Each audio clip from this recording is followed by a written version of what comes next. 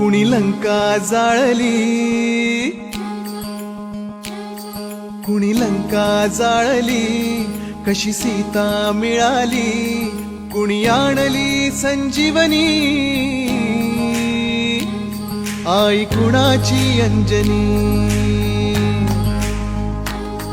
कुणी लंका जाळली, कशी सीता मिळाली, कुणी आणली संजीवनी, आई कुणाची अंजनी. रामाचा